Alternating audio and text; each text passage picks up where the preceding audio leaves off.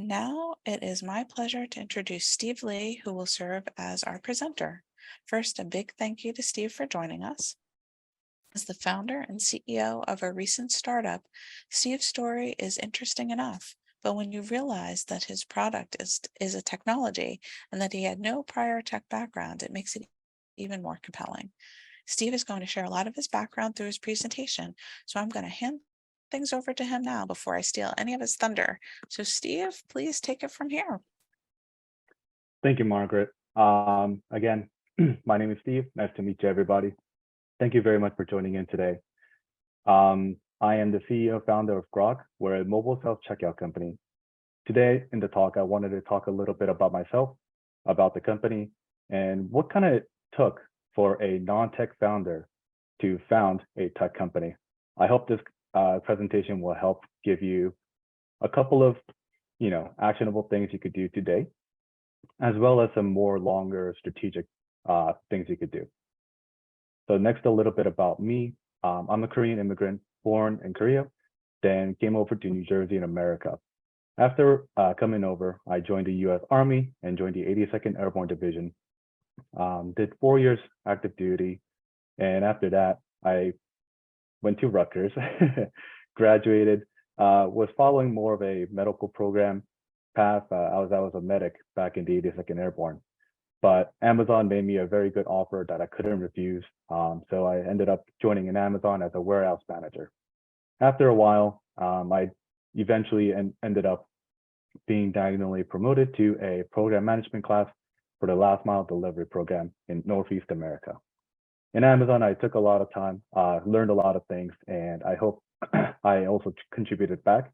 But eventually I came to the point where I wanted to solve a personal problem of mine that I thought other people would also benefit from. So I founded Grok, or quit Amazon and then founded Grok in May 22. So again, a little bit about today. I'll be going a little bit of intro about Grok, current state, where we're going, and the juicy parts, quote unquote, of the stuff that you might want to be interested in. So here's a quick GIF of the Grok in action. And with that being said, I wanted to show you a quick 1-minute video of the app itself.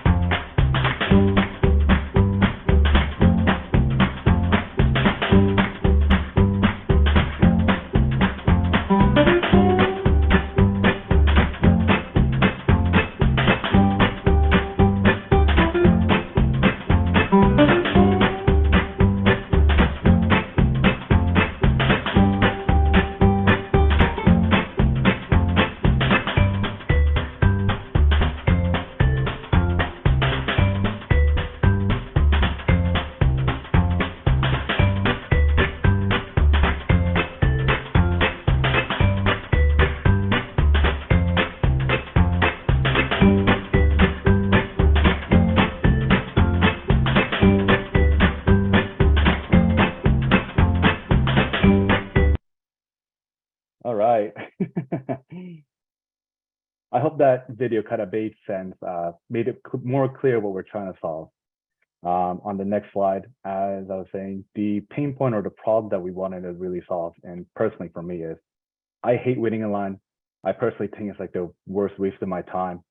Grocery shopping, retail shopping, I hate waiting in line. So I thought to myself, wait a minute, there has to be a better solution than waiting in line. And so I Googled it, and no, there really wasn't. There was no solution for us. So I ended up thinking, well, why don't they just make a company for this, right? If I solve this problem for myself, I'm probably going to end up solving this problem for other people as well. So that's what kind of got me on this journey. As it says, what I really solve for people is their waiting time, as well as, self-checkout, the traditional one with the kiosk is not very fun. I hope I can make it a little bit better for everybody by making it into a mobile app and less frustration free. And for the retail store, they don't like you waiting in line either. They want you to go on about your day. What ends up happening is, let's say there's a really long line. You just want to get one thing and get out. and you see a really long line, and you're thinking, is it really worth it? You put it down and go home. Now for the retailer store, they're thinking, oh, wow, that customer didn't get what they wanted because it was a long line. With Grok, hopefully that'll alleviate that.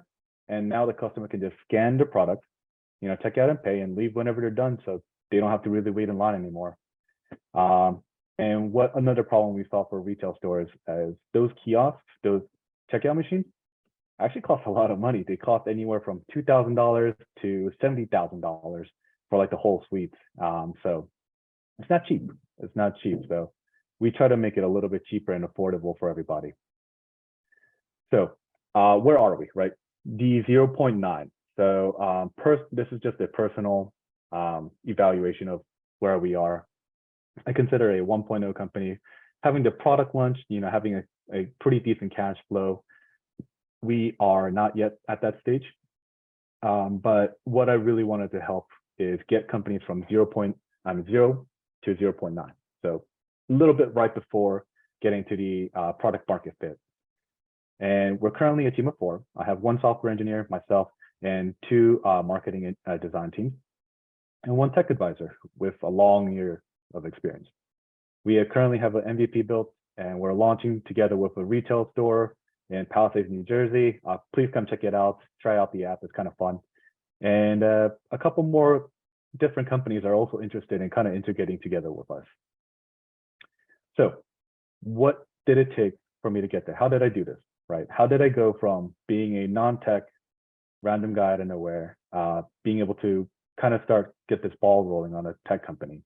Well, I kind of broke it up into 3 different sections, one being building, networking, and learning.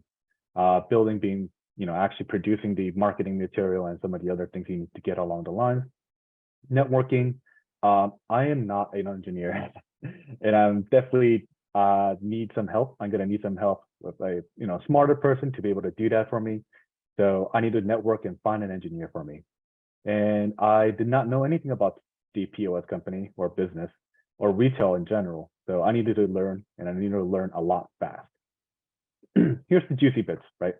The really cool stuff that I used along the way. It took me months to figure this out. So what I hope to achieve today is kind of help you shorten that month-long learning period to 1 hour to today, just getting it all down.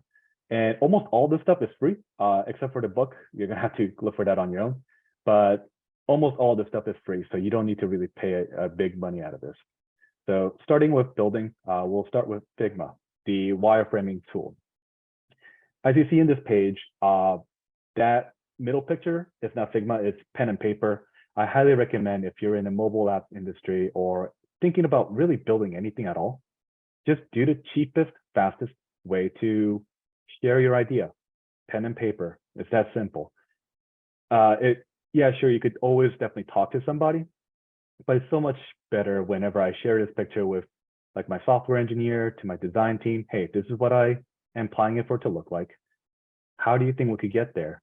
And it's so much easier to try to explain to somebody, get this phone, something scanning. The picture speaks 1,000 words, right? And the best part about Figma is free. So there is a paid plan, but free will generally get you to where you need to get the initial build-up. And as you see in the bottom right corner, that's basically what it looks like. And we'll go over a little bit more about Figma in the future, about MVP products, minimum viable products. But basically, it's a very nice tool to communicate your idea in a picture that everybody can understand. And the best part about Figma is a way to make it showable live. And this is what I'm going to actually do right now. I'm going to show you my Figma page. And this is what it looks like.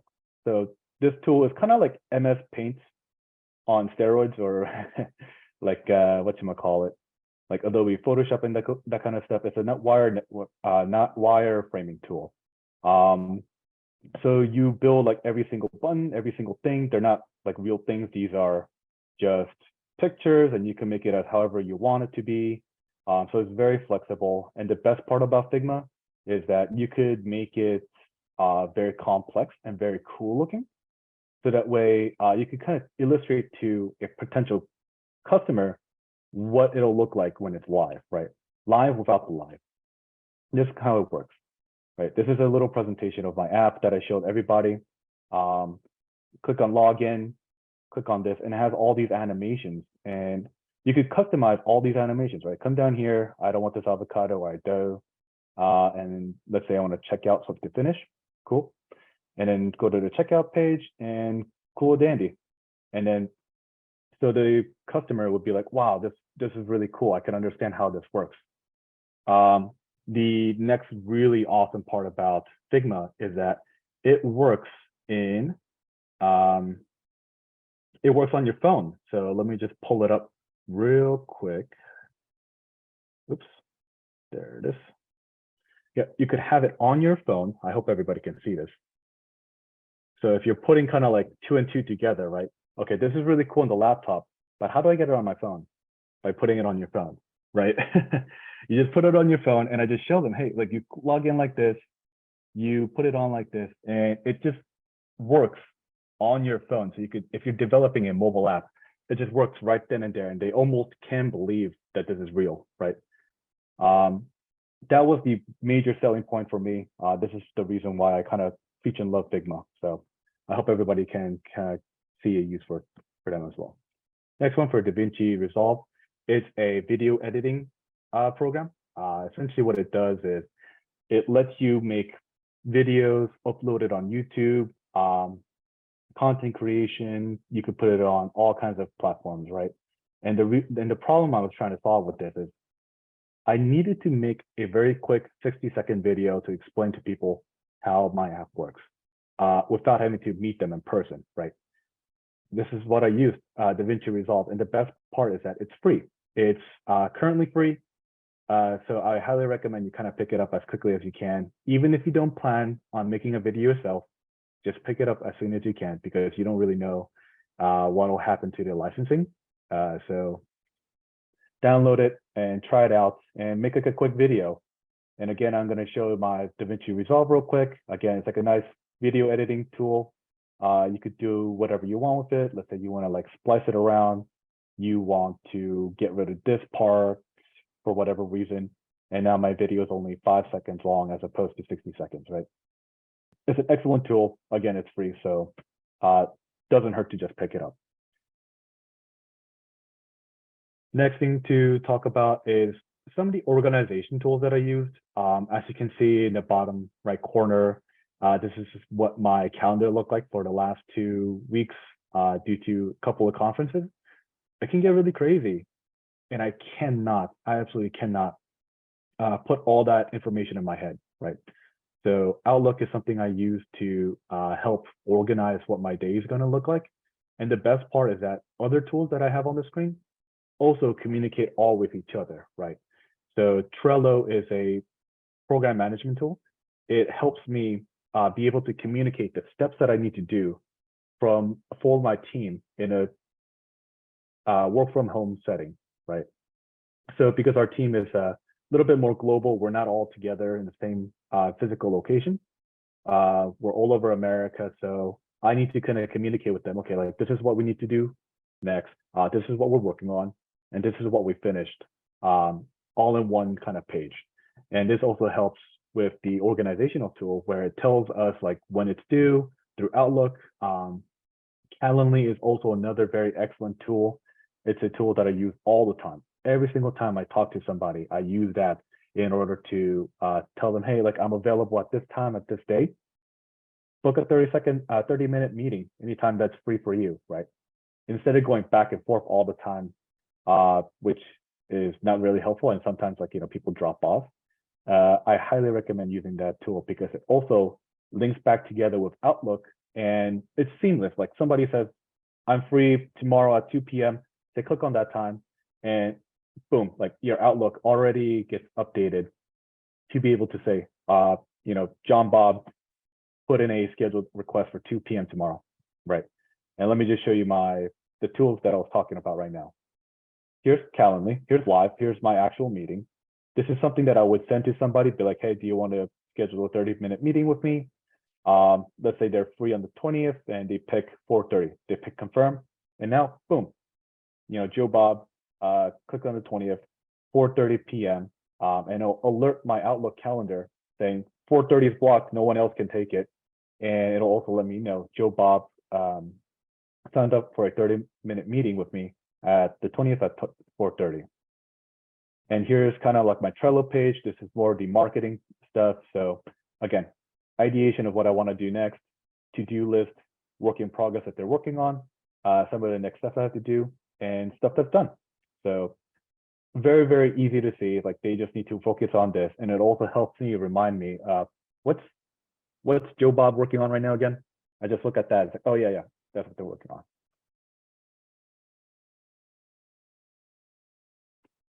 So I hope those things kind of are helpful. All those tools can be used right away. You know, it doesn't cost many things. So I highly recommend picking them up. Next part that I want to talk about is networking, which again, I did not have a software engineering background. I didn't have any tech background. So I needed to find a tech engineer. How did I do that? I went on a networking site called Lunch Club. It's free, it's invite only, and what it basically does is it networks a bunch of people to you. Sometimes you don't know what you're getting, sometimes you do know, but in the beginning, I wasn't really quite sure what I'm gonna get out of it. At the end of it, I found all 4 of my team members through Lunch Club. So I highly recommend it. I found a software engineer out of it who is now part of my team. I found a marketing team and a design team out of this. So I can't recommend it enough. Because it's a private invite only club, for all the people who are in this call today or on this presentation, I'll give you guys the personal invite from me at the end of the presentation. It's going to be a QR code. You just scan it with your phone, or I'll also give you the link on the chat. You could use that and just enter in through Lunch Club. But if you're not in the live presentation today, feel free to email me. Just let me know that you're interested in joining Lunch Club, and I'll send the invite over to you. There's no problem with that. YC co-founder. So this YC is a pretty famous startup school. The admission process itself is very competitive, but I highly recommend that anybody goes through the actual admission the application process itself, because the application will help you build your company the way it needs to be, right? So what I mean by that, some of the questions that ask you, is your company incorporated? Do you have a website? Do you have a personal or professional email? Blah, blah, blah, blah, blah. Like, how do you make money? How do you plan to exit? All those kind of things. And I didn't know anything about that, right? So I needed to learn. I used YC to really help me get up to speed on going from 0 to 0.5, right? Very, very quickly. I highly recommend going through there. As a part of that, YC also does a co-founder match. So you can use that to match up with different people, different backgrounds, different parts of the world, honestly. Depends on what you're really looking for. And you could use this to, say hi to ambitious people who are in the same like-minded space as you, who's looking for a co-founder. Maybe they're a software engineer. Maybe they have a different specialty. And you could connect with them and be able to talk a little bit more on what you're interested in learning. Next part is the mastermind. So I think mentoring should be free, and all these resources are, so they're very excellent.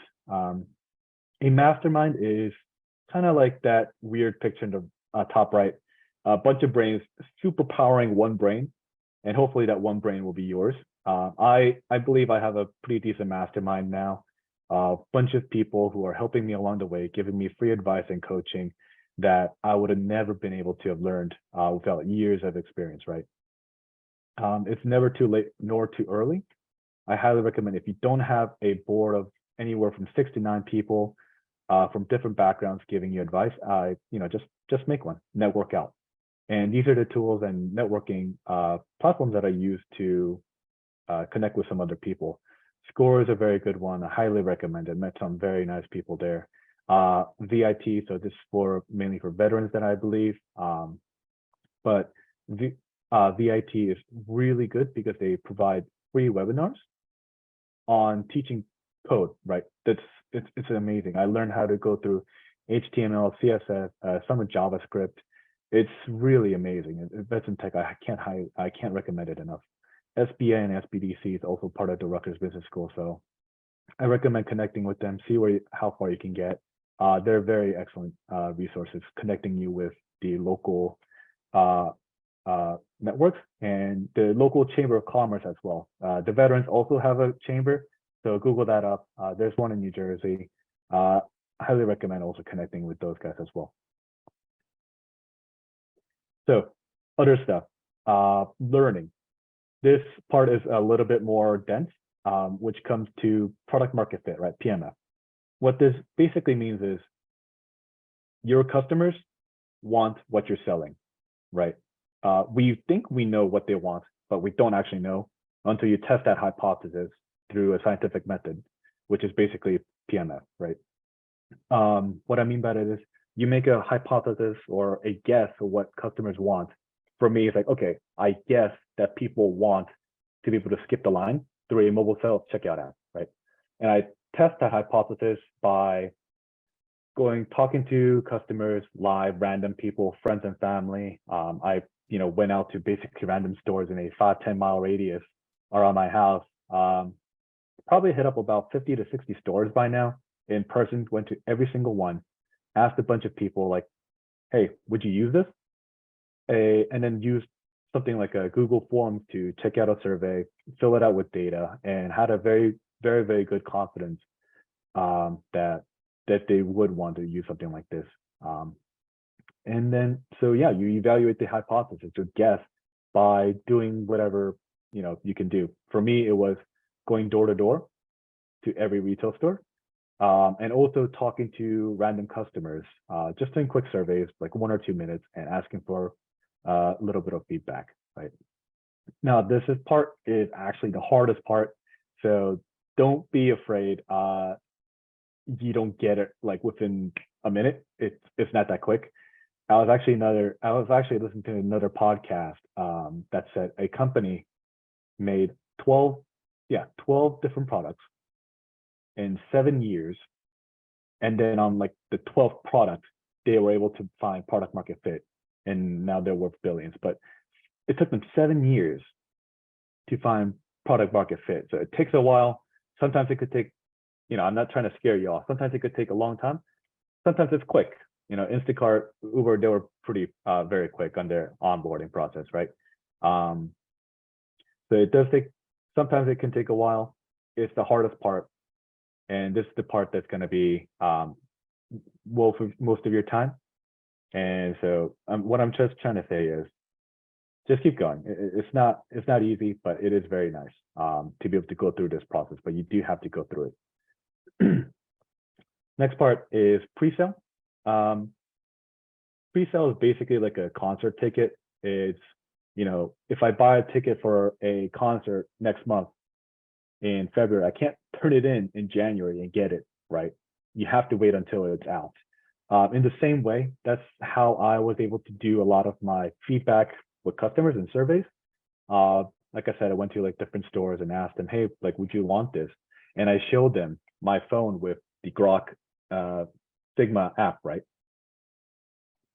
And using that, I was able to pre-sell, hey, this is basically what I want to be able to give you as a service. Would you like to take it in? They're like, yeah. People said yes. So I highly recommend using a pre-sale to try to get one, traction and feedback. I showed them like, this is what I'm trying to build. Like, but what do you think? Like, do you think it'll work for your store? And a lot of people gave me good feedback. Like some said, this parts work, these parts don't. And for the parts that don't work, I pivoted and changed up a bunch of features about my app in order to make it work for them. And that's how I was able to get my first customer. So it helps to have an MVP, like the mobile app, to show the pre-sale customer. But if you don't, then that's fine. Just doing cold calls, just doing random calls to the potential clients is definitely recommended. You don't have to build a mobile app or your product before you sell it. I recommend just calling people up, and asking them, hey, do you want this thing? Some of them will say no, like, okay, sure, but why? I always ask for that why. So you learn out of that experience, right? So the MVP, I know this screen looks a little bit messy, but this is what I was talking about making Figma. For me, the MVP was using Figma to make a mobile app that I could show people, hey, this is the product, right? The messy interconnections look disorienting, but once you actually make the MVP through Figma, it becomes very seamless. People can use it right away, and it really helps teach very quickly on what the product you're trying to sell is.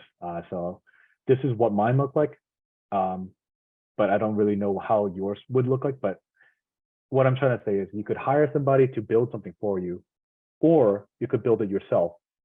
I recommend building it yourself because later on, when I got a design team, I taught them one or two things here and there to help them produce a little bit faster, or some technique here and there that I learned now that I know to build through Figma, that I know like the next MVP that I have to make in order to show that same process or different product, right? Some literature. So research, I use Statista to get some figures like what's the market cap of retail stores, right? How much money is there being made in retail? It's about $6.6 trillion in US. You could Google that, or you could use a paid research platform. Personally, I use Statista, but you could use Google. Rutgers has a very extensive library, so use the Rutgers library. I remember when I was a student, I definitely used a lot of their free resources to get a lot of figures and data.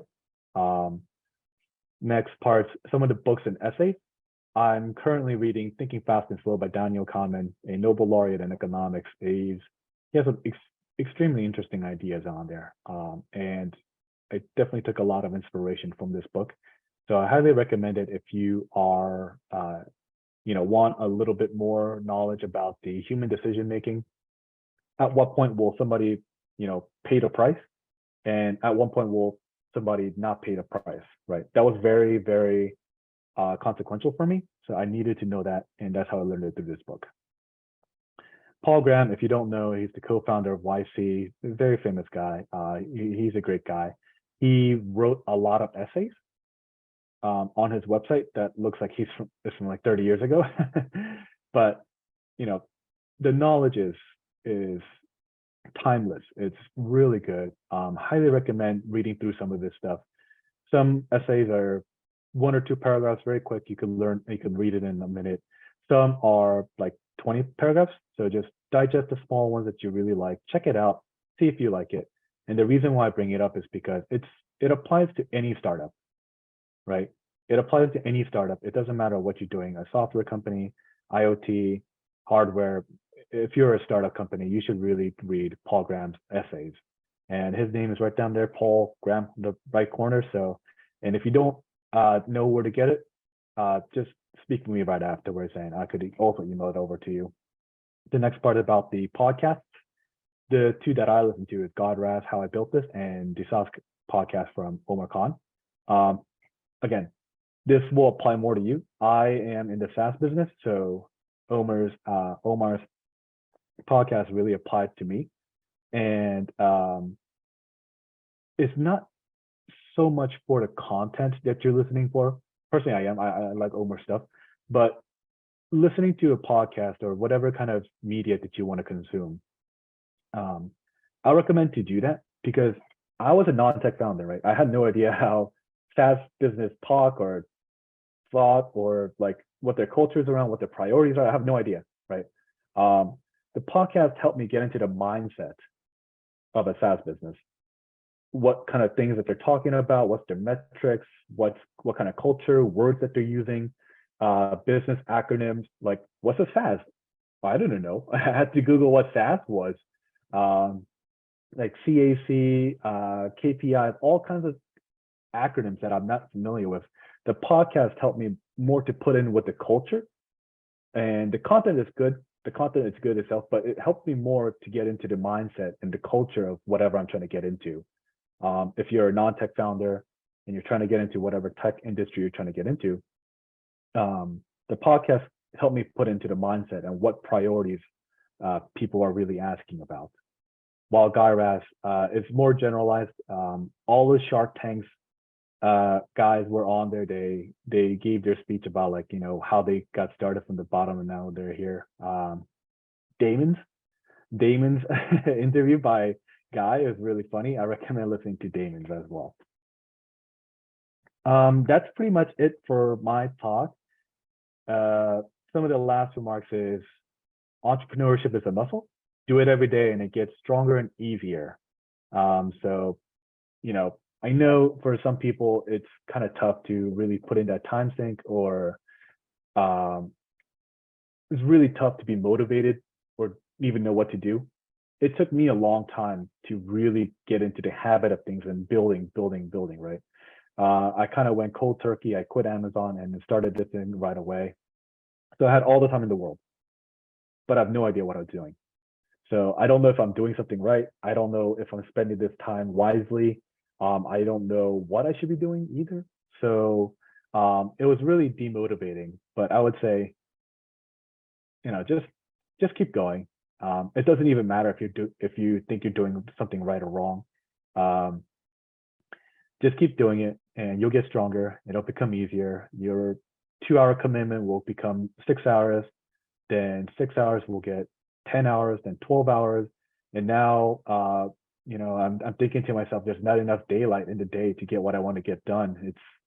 It's just not enough time anymore. So you'll get used to it and it'll become really easier later on. So don't give up. The company only dies if you give up. That's the only thing. But yeah, that's pretty much it from me. Thank you very much. Again, my name is Steve. I'm the founder and CEO of Grok. I'll take any live audience questions. I have a ton of questions for you. Okay, I'm gonna try to, if multiple questions come in on the same topic, I'm gonna try to, kind of ask it once. But other than that, I'm just try to go in the order that they were received, and I'll assume we can get through all of them. But if we don't, we'll commit to making sure we get the answer to the rest of the questions. Okay, so we know this came in early, so we know that you did hire a developer, but did you hire them to build out the first MVP, minimum viable product? And you found them through Lunch Club, but can you tell us about how you found Lunch Club? And then the third part of the question is, did you make that developer a co-founder? Okay, a lot of questions there. I think I'll order it kind of chronologically. I found Lunch Club through Google. Like, I was just Googling co-founder networking, and then Lunch Club came up. I was like, okay, let's try it out. And I think actually somebody also invited me to that thing. So that's how I found it as well. Next question, I think it was about how much am I paying the developer? Can you say that first part one more time? Sure. So that did you hire them to build out the first minimum viable product? Yeah. Okay. Yes, the question is yes. They were the one who actually coded and developed the first product. When we say MVP, the little Figma thing that I have on my phone, the PowerPoint presentation, basically, that I built myself. Everything else that I can't build, I hadn't built. And the third question about whether or not the question about equity, so far that's still, like, we're in the early stages. We don't really know what's going to happen. That's still in the talks. So we haven't set down anything in stone yet. I hope that answered the question. Okay, very good. All right. How do you make money from the app? And the person who asked said they were assuming that there was a service fee similar to Uber Eats or Instacart. Yep, excellent question. So currently we have 2 ways that we make money. The first way being a service fee, like you said, like Instacart or Uber. If you go to the store, buy some stuff, buy something and leave, you'll be charged a small service fee. Or for a bigger store, bigger franchise that wants to have customers come in without having to worry about that, we offer a monthly fee to the retail store. So the shopper doesn't pay for anything. So you could either go to a store and you might have to pay a small service fee, or you could go to like another store and you don't have to pay a service fee. That's how it works. Great. Okay. And this is a frequently asked question that we receive no matter when anyone is talking about having an idea and so forth. They're wondering if you were concerned about sharing your idea during the networking phase, and how did you take any steps to protect it? Great question. Like they say, ideas are dime a dozen, they're everywhere. Everybody has an idea. It's about the execution. As I heard from other investors, they'll rather invest in a B idea with an A+ team, right? So I mean personally, I have a pen pending on some of the functions of the app, but you don't really have to. It's not necessary. And if they want to steal the idea, go for it. But I just don't think they will be able to give the amount of service that I will be and the level of passion, right? You could tell anybody this idea, but if they don't believe in it or love it or are passionate about it, they're gonna quit. They're gonna eventually end up quitting and not really pursue it. So don't be afraid. People won't steal, and if they do, you'll just outperform them. It's not a big deal. I love it. Outperform them. Okay, so we have several questions about how you managed raising funds and putting money out. So I know that we talked before this and you said you can't get into specific dollar amounts, but are you able to address questions about how? Like, did you use one of the questions asked if you used, I think, a GoFundMe or a loan, or Yeah, is that a question you're able to address? yeah, definitely.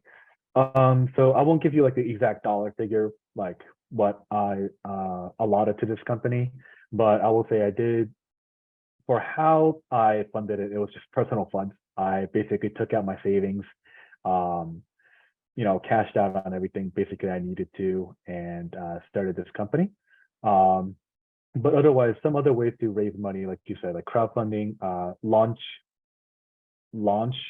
product or product launch or something like that is another good one. Crowdfunding, Kickstarter.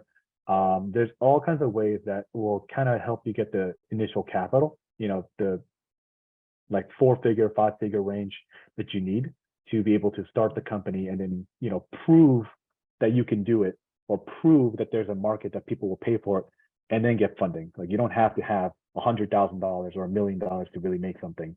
Putting that thing on Figma, it didn't cost me anything, right? So how I funded myself was savings that I was being very frugal. I used up all my savings.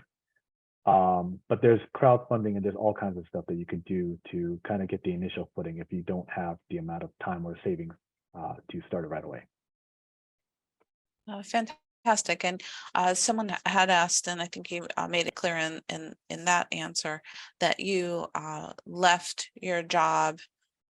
Some people do both. Some people stay working to keep maybe their family on health benefits and whatever while they have their startup going. But in your case, you were working and now you do this full time. So I think that answers one more question that came up. But here's another one.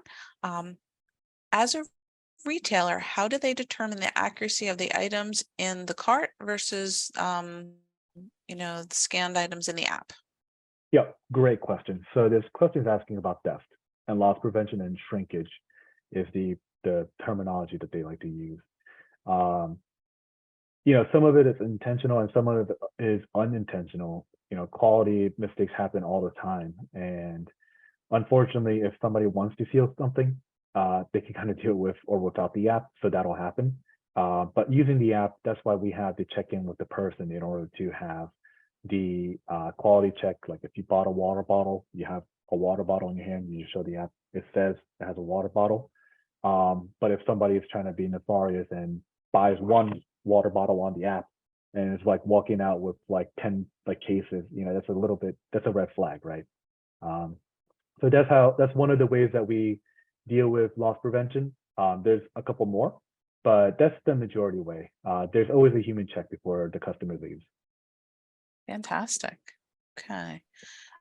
And I have someone who's asking just for you to reiterate on the your involvement in the design and development. Yep. My involvement is basically in the beginning, I did everything. I designed the website, I designed the UI, UX layout of the Figma page and everything else. I fortunately had some friends who was willing to help out build some of the initial graphics because don't leave anything up to graphics. As you saw in the presentation, it's not pretty. I'm not a design guy.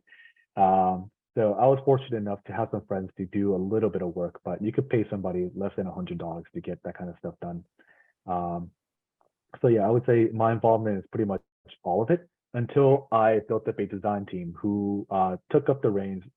They're excellent. They are really, really good. They pretty much do everything. Yeah, pretty much do almost everything now. Terrific. So I wanted to, because several questions are kind of coming in rapid fire about this, I'm going to take this one out of order. Can you talk about whether the app is available or not? Because people are saying they can't find it in the App Store. No, it's not currently. I don't think it's available just yet. Google review is still going through the process. It takes a while. And so we'll definitely let everybody know once it's launched.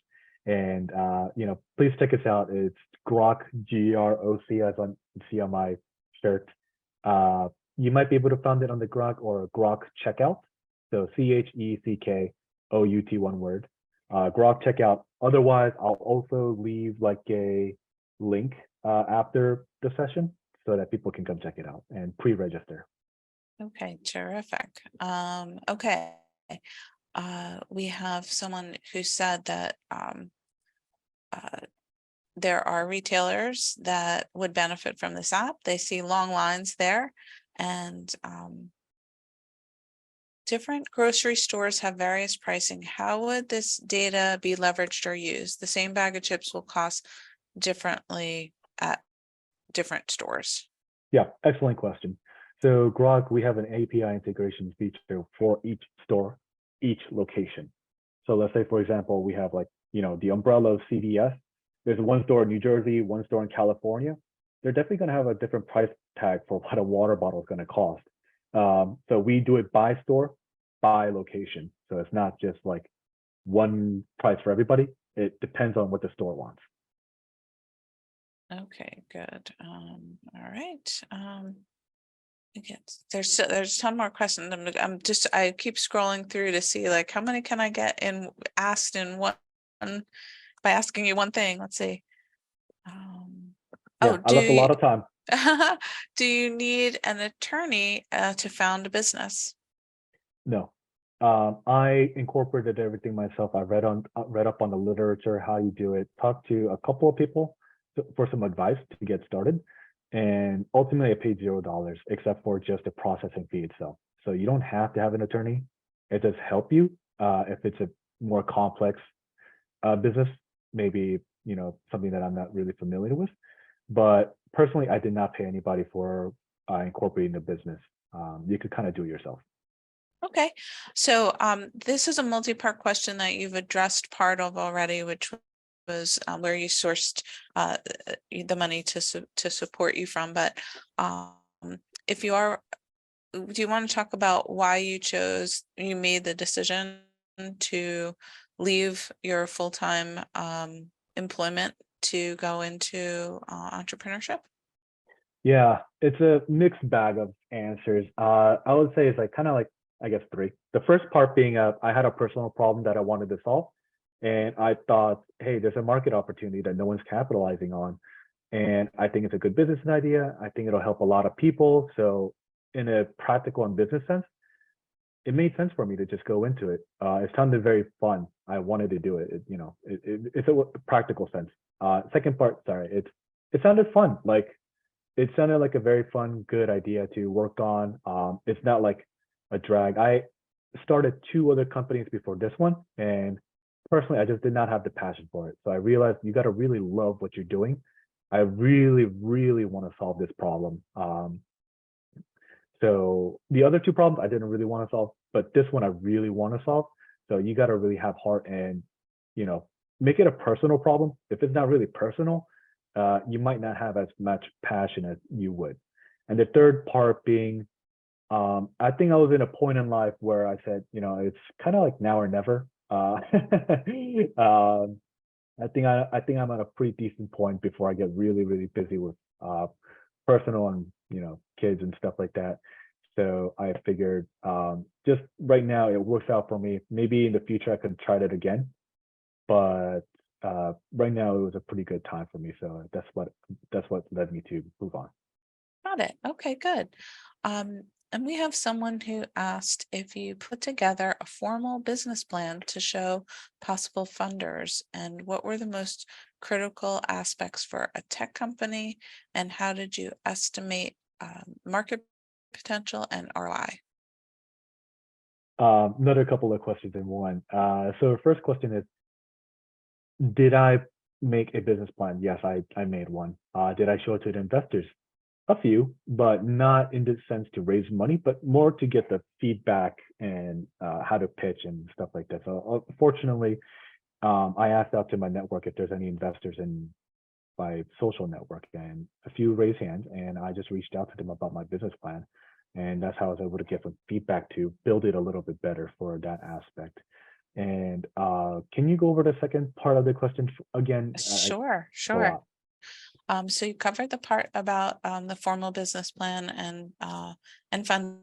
And by the way, I love the answer about getting your you know tapping into your social network to improve it before going to third party funding. But the other part of this person's question was, what were the most critical aspects for a tech company? And again, this was in relation to the business plan.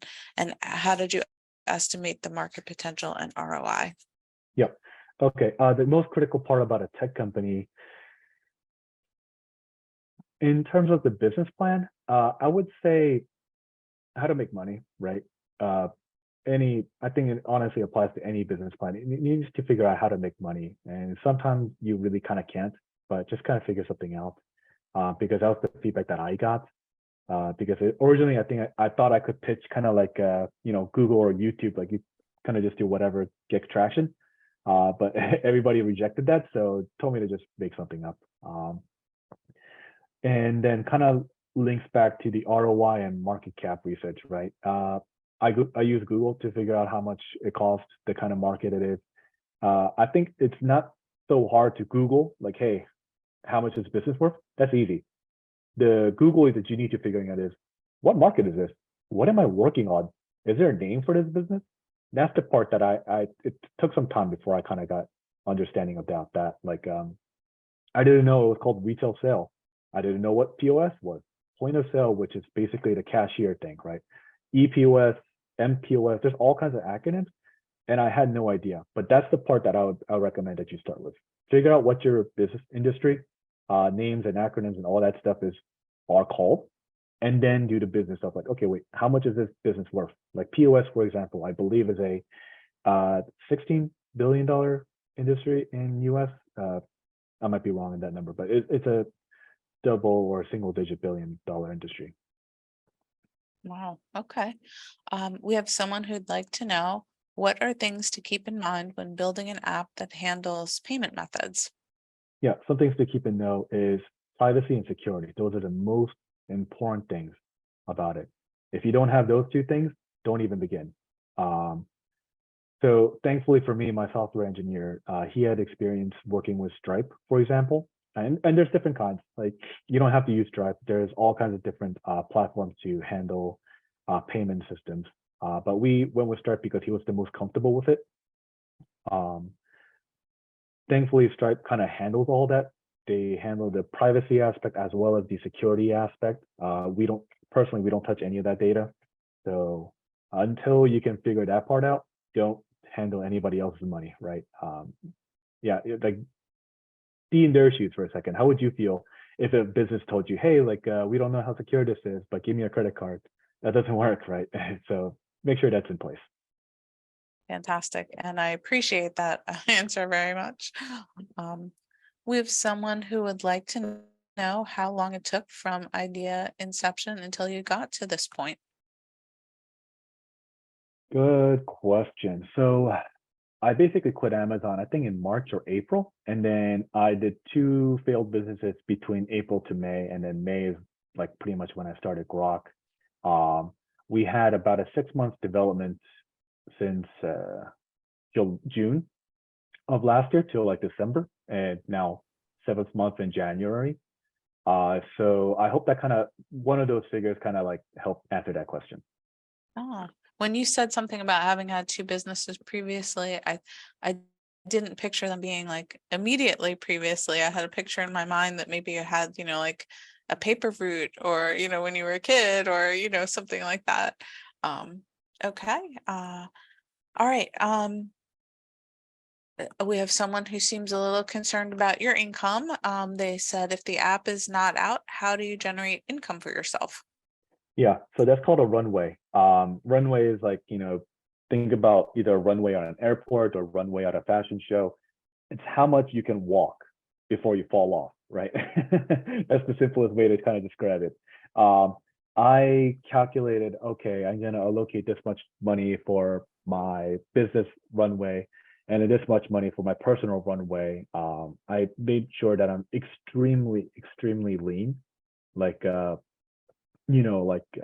think it gave myself like $1,000 a month or something. Like it was insane.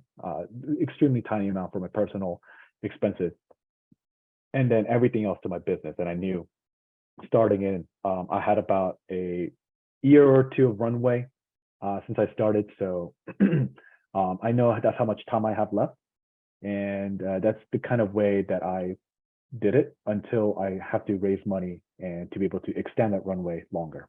I hope that answers that question. Okay, good. Um, I think you talked about this already, but maybe you can reiterate. Um, how did you hire your design and marketing team? And I think this part of the question you had said is still up in the air, but are they on payroll or sharing equity? Oh yeah. So I'll answer the payroll and equity thing. That's again like a little bit not set in stone yet. That's still up in the air. As opposed to how I hired them, lunch club. One of them just connected with me one day randomly, and she was like, "I do UX marketing and design." Like, wow, that's really cool. So I'll take a quick pivot to that. Like, the way I would recommend hiring somebody is always do a free, very quick, easy project. She wasn't the first person that reached out to me about this. I've reached out to professional companies, bigger companies, enterprises, as well as like one and off kind of people like contract workers. Um, Talk to all of them, and always what you want to do is like see their case study, right? See the case study, what they've done in the past, how well they will work together with you, and see whether or not they're communicative, they deliver what they're expected, they follow deadlines, all kinds of stuff before you move on to the paid services. It could be like a week or a month, just be like, hey, just give me back like what your thoughts are on this. Like, how do you think you could best improve? Just give me like a quick white paper, like 1 or 2 page, and let's talk about what you write about. And then I'll see you next week. That's the exact conversation that I had with my marketing team. Okay, great. Let's see. I love this question. How do you keep track of price changes and new inventory? Yeah, again with the API integration. So for example, let's say Joe Bob at CVS uh, has a water bottle for $1. Let's say tomorrow he wants to change it to $1.50. He just puts it into his system, and that will automatically let our app know that hey, the dollar bottle is now $1.50. So the app will change its price immediately. Fantastic. That's really good. Um, let's see. Okay. So someone said that we did not completely address previous questions. So let's try this one again. How involved were you with the developers who were doing the actual design work? Did you provide a ton of direction and feedback, or let the Oh, developers okay. do their thing? Okay, gotcha. Now I kind of understand what you're asking about. Kind of like management, right? How did I manage them? Did I micromanage, macromanage? In the beginning, for me personally, I don't know this guy, right? I don't know where he lives. I don't know like if this is even his real name. I don't know this guy. So what I did in the beginning is set up. I learned about, it's not lean. I think it's called agile development, which is like a 2 week build period, and then you do feedback, and another 2 weeks, and then that's how they kind of do it, sprints. So I kind of made that even more frequent. I did two touch points every single day, in the morning, and then in the afternoon. I'm sorry, a little bit like early afternoon, and then a little bit later in the afternoon. So that way they have some time to work on it. After a while, we both got used to each other. I said, let's do this for 1 week, see how we feel about it. Next week, he hated it. So we changed from like 2 points to 1 point a week. And then now we just touch base 3 times a week. That's pretty much, I think, I hope that answers that question. But in terms of like touch points or rather actually seeing his work, I highly recommend making sure that you put whatever he's working on a cloud service like GitHub. Git, Git, Hub, HUB. GitHub is a pretty cloud-based like coding thing, unless he's working on something server-wise, which you won't see as much, but you'll be able to see their work and make sure that you touch base and be able to see them working, what they worked on, and kind of be able to build like presentables, right? Always have a delivery that you could see. Like for me, for example, the first thing that we built, I think the presentation might have even had what I'm talking about here. Let me just go back real quick. Yeah, there we go. So in the middle where it says prototype, he's holding like a bottle in the phone. So that's his live phone that he built within like a week or two. And I was able to see that right away, right? So that's how I had to touch base, like, okay, he's actually building something. He's not just like, making stuff up. It's actual real stuff, right? So have a deliverable that you can see either live or on cloud. I hope that answered that question. All right, we have a couple more questions, but we've run out of time. So since, by the way, if anyone else uses Zoom, this is why I put them into Q&A versus putting them into the chat, is we'll get a report sent out on these, and we'll be able to get the questions to you, Steve, and we can decide how best to get an answer, whether it goes to an individual person, whether we record something on video, or put out a little blog, but we'll try to get some answers to the additional questions that we receive that we don't have a moment to address. So I want to just conclude by thanking both you, Steve, and our audience. It was leaving a extra time for questions worked out very, very well. So thank you. And certainly had enthusiastic participation from our audience there and from you as well. So just a reminder to everyone that RBS webinars moved to Fridays. Our monthly webinars take place on Fridays at noon Eastern. And for more information, you can always visit our webpage. Everyone will get this, but you can see it on our screen as well. business.rutgers.edu/alumni/lifelong-learning. Always a good place to get information. But our recording will be emailed to all the registrants and appears on the screen for anyone watching the recording. I'm sorry, that is not right. The recording gets emailed, but the schedule is what the link to the schedule is what everyone sees on the recording. We have an exciting schedule of topics and presenters lined up, thanks to suggestions from our audience. So we encourage you to keep sharing your great ideas with us. We want our series to continue to meet your needs, so please stay online for just a moment longer as the webinar ends. You'll immediately see a brief 3-question survey about today's event, and one of them is a free-form field in which you can type subjects and or speakers you'd like to have featured in our future webinars. And finally, As I mentioned when our webinar began earlier, a link to that recording will be shared via social media and emailed, and it'll also appear on the Business Insights page of our website, along with the recordings of previous virtual lunch and learns.